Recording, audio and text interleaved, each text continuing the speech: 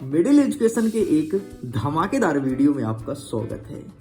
Finally मेरे प्यारे बच्चों का यही मैसेज आ रहा था कि मिडिल एजुकेशन आप कक्षा 10वीं के बच्चों के लिए इतना कुछ करते हो, हमारे लिए भी कुछ करेंगे क्या?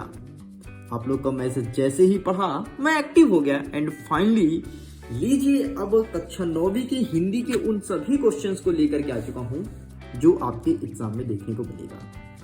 देखिए, इस बात की मैं गारंटी देता हूं कि जिस क्वेश्चंस को मैं टिक कर दूं उसे अच्छे से पढ़ के जाना डेफिनेटली तुम्हारे स्कूल में देखने को मिलेगा। इतना ही नहीं, जिस प्रकार से मैं कक्षा 10वीं के बच्चों के लिए टॉपर सीरीज के सभी क्वेश्चंस, फिर उनके सामने मॉडल पेपर, रियल पेपर, ये सब प्रेजेंट किया हूं, तुम्हारे सामने भी यही सब करने वाला हूं। अगर आप मेरे बनाए हुए सभी वीडियो को बहुत अच्छे से और रेगुलर फॉलो करते हैं, आप लोग का रिस्पॉन्स अच्छा रहता है, तो मैं इस टॉपर सीरीज 2024 को कंटिन्यू करूंगा। इस सीरीज का नाम दूंगा टॉपर सीरीज वर्ष 2024। देखिए स्टूडेंट्स, आपके सामने मैं वर्ष 2023 का हिंदी का आदर्श प्रश्न पत्र या फिर आप ऐसा कह सकते हैं कि क्वेश्चन बैंक लेकर के आ चुका हूं। अब यहां पर बोलोगे सर 2024 का दिखाइए। एक चीज बता देता हूं, 2024 का क्वेश्चन बैंक माध्यमिक शिक्षा मंडल जारी किया ही नहीं है, 2023 से ही प्रश्न पूछ रहा है। और आप खुद देखोगे कि जो आपका प्री बोर्ड परीक्षा हुआ था, पूरा का पूरा 100% क्वेश्चन आपके इसी क्वेश्चन बैंक से आया था। इसीलिए क्वेश्चन बैंक में जितने भी क्वेश्चंस हैं सभी को अच्छे से पढ़ना है। जैसे मैं ओपन करता हूं, सबसे पहले देखने को मिलता है ब्लूप्रिंट। यदि मैं अकॉर्डिंग टू ब्लूप्रिंट चलूं तो सबसे पहले आता है काव्य खंड, फिर आता है आपका काव्य बोध, फिर आता है आपका गद्य खंड, फिर आता है आपका भाषा बोध, फिर आता है कृतिका भाग 1, फिर आता है अपठित बोध, पत्र लेखन और अंतिम में आपका अनुच्छेद लेखन और निबंध लेखन। इस प्रकार से यहां से देखने को मिलेगा। यदि मैं काव्य खंड की बात करूं तो टोटल 17 नंबर का यहां से आएगा। आपके वस्तुनिष्ठ देखने को मिलेगा 6, 2 अंकीय प्रश्न 4 रहेंगे, 3 अंकीय प्रश्न 1 रहेगा। इस प्रकार से आपका रहेगा ब्लूप्रिंट। तो इस वीडियो में हम काव्य खंड के सारे क्वेश्चन आंसर को समझेंगे। फिर आगे नेक्स्ट कई पार्टों में वीडियो आएगा, लगभग 5 पार्टों में आएगा और 5 पार्ट में हिंदी पूरा कवर कर दूंगा। जैसे मैं ओपन करता हूं, सबसे पहले हमें देखने को मिलता है एक मॉडल पेपर जो कि हमारे लिए इंपॉर्टेंट नहीं है, आप इसे स्किप कर सकते हैं। चलिए आगे ये रहा आपके सामने कक्षा 9वीं हिंदी। यहाँ पर हमारा पहला नंबर कहता है कि कबीर दास की एक रचना है।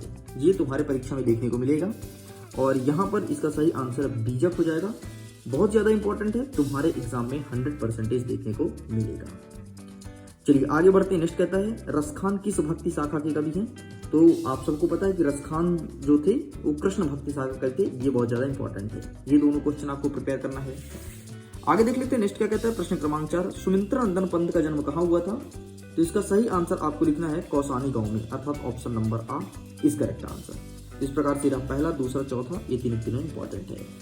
बाकी 1 नंबर के क्वेश्चंस आपको टेस्ट के माध्यम से प्रोवाइड कराए जाएंगे, जिस प्रकार से कक्षा 10वीं के बच्चों को प्रोवाइड कराए जा रहे हैं। ठीक है, तो आप भी टेस्ट से जुड़िएगा, जल्दी आपके लिए भी टेस्ट स्टार्ट किया जाएगा। अब यहाँ से हमारे 2 नंबर के प्रश्न स्टार्ट होते हैं। पहला नंबर जो आएगा आपकी परीक्षा में, मान सरोवर से कवि का क्या आशय है? तो मान सरोवर का मतलब होता है मन रूपी सरोवर, अर्थात पवित्र हृदय, ये आपको लिखना है।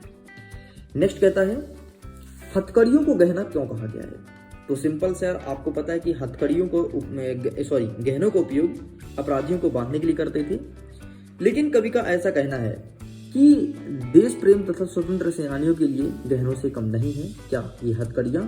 उन्होंने यह देश को स्वतंत्र कराने के लिए महान उद्देश्य को पूरा करने के लिए पहनी थी, इसलिए हथकड़ियों को गहना कहा गया है। मतलब आपको पता है ना कि कई सारे स्वतंत्रता सेनानी को भी जेल जाना पड़ा था और वो जेल इसलिए गए थे कि देश को स्वतंत्र कराने के लिए उन्होंने बलिदान दिया था, इसलिए कवि ने हथकड़ियों को गहना कहा है कि वो गहना से कम नहीं वाली।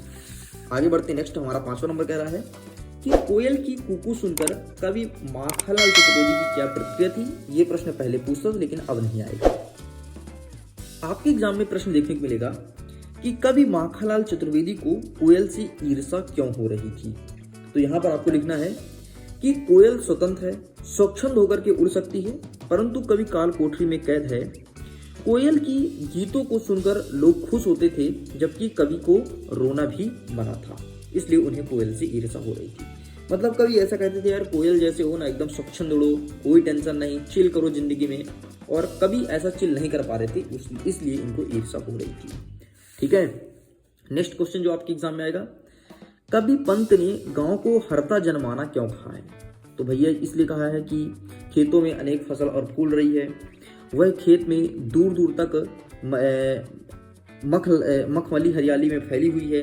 ठीक इस प्रकार कई सारी बातें लिखी गई हैं, ये आपको लिखना है। आपको मैं अथवा सहित प्रश्न बता रहा हूं, इसलिए आपको लगभग सारे क्वेश्चन यहाँ पर टिक कर आ जा रहे हैं। नेक्स्ट कहता है, ये तो आएगा नहीं, पहले पूछता था लेकिन अब बंद कर दिया वाला प्रश्न पूछना। कहता है हमारा 10वां नंबर, लता ने बालल रूपी मेहमानों को किस तरह देखा और क्यों? तो देखो यार, लता मतलब लता मंगेशकर की बात कर रहा है, और बारिश कई समय से पहले हुई थी, मतलब बहुत समय से बारिश नहीं हुई, तो इसलिए लता का मन बेचैन हुआ करता था। तो जैसे ही बारिश आई तो लता अपने किवाड़े पर खड़ी हो गई और ऐसे देखने लगी जैसे उसके प्रियतम मतलब जिससे प्रेम करती है, जिससे प्यार करती है, वो बहुत दिन से उसके पास घर नहीं आए थे, तो रूठी हुई सी प्रतीत होती थी। बस इतना आपको लिखना था, मैंने आसान भाषा में समझा दिया। हमारा प्रश्न क्रमांक 11 कह रहा है कि अरहर और सनई के खेत कवि को कैसे दिखाई देते हैं? तो यहाँ पर आपको लिखना है कि अरहर और सनई के खेत, सुनहरे खेत को देख करके कवि को ऐसा लगता है कि मानो धरती ने अपनी कमर पर सुनहरे रंग के घुंघरूले वाले करधने पहने रखी हो, जिनमें से किंकड़ियों की आवाज आ रही है। इस प्रकार से आपको लिखना है। नेक्स्ट कहता है, कवि रसखान के भाव सौंदर्य को बताना है। तो भाई इसको छोड़ दो, कोई दिक्कत नहीं, ठीक है। भाव सौंदर्य ये नहीं आएगा, कुछ दूसरा आएगा, वो मैं टिक करा दूंगा। नेक्स्ट कहता है आपके एग्जाम में जो आएगा वो है छायावाद के बारे में लिखिए। तो यहाँ पर इसका आंसर लिखा गया है छायावाद के बारे में। वैसे छायावाद की विशेषताएं पूछता है, ठीक, तो इसे भी आपको अच्छे से प्रिपेयर करना है। चलिए पेज पलटाते हैं, नेक्स्ट देख लेते हैं। नेक्स्ट यहाँ से सुमित्रा नंदन पंत के बारे में पूछेगा। अच्छा, एक तगड़ा क्वेश्चन आएगा, वो ये है कि भक्ति काल को स्वर्ण युग क्यों कहा जाता है? देख लो भाई, भक्ति काल समन्वय परक, लोक चेतना और सदा सहायता से पूर्ण काल था। इसमें विभिन्न वर्गों, वर्ण व्यवस्था, सामाजिक भेदभाव, कर्मकांडों के विरुद्ध आंदोलन, भावात्मक और मानवीय मूल्यों के कारण इसे स्वर्णयुग काल कहा जाता था। ठीक, ये आपको लिखना है। नेक्स्ट कहता है, भक्ति काल के 2 कवियों का नाम और उसकी रचनाएं बताना है। ये तुम्हारे एग्जाम में आएगा। और नेक्स्ट ये रहा आपके सामने छायावाद की 2 विशेषताएं। ठीक, तो देख लो, छायावादी सौंदर्य और प्रेम के चित्रण, आमूर्ति और भाव प्रणय है। प्रणय का अनुभूति प्राकृतिक के माध्यम से व्यक्त है। मानवीय गुणों एवं नारी का सम्मान, प्रकृति का सजीव चित्रण और उसके सूक्ष्म मानवीय भावनाओं का आरोप। इस प्रकार से तुम्हारे परीक्षा में छायावाद का देखने को मिलेगा। चलिए स्किप करते हैं। नेक्स्ट आपको पढ़ना है जो तुम्हारी परीक्षा में आएगा रसखान जी आएगा और माखनलाल चतुर्वेदी, ये दोनों अच्छे से प्रिपेयर करना है। और नेक्स्ट आएगा आपके एग्जाम में सुमित्रा नंदन पंत। ये अथवा सहित मैं बता दिया हूँ, ठीक है, अथवा सहित पूरा कवर हो चुका है। चलिए अब यहाँ पे लिखा है कि काव्यांशों का संदर्भ प्रसंग सहित भावार्थ बताइए। ठीक, तो इसमें से आपको प्रिपेयर करना है दूसरा नंबर, ये रहा आपके सामने, प्लीज आप इसका स्क्रीनशॉट ले लो, बाकी इसका स्किप कर दो, कोई दिक्कत नहीं। चलिए यहाँ से बाकी कोई क्वेश्चन नहीं आएगा, आप इन्हें छोड़ सकते हैं।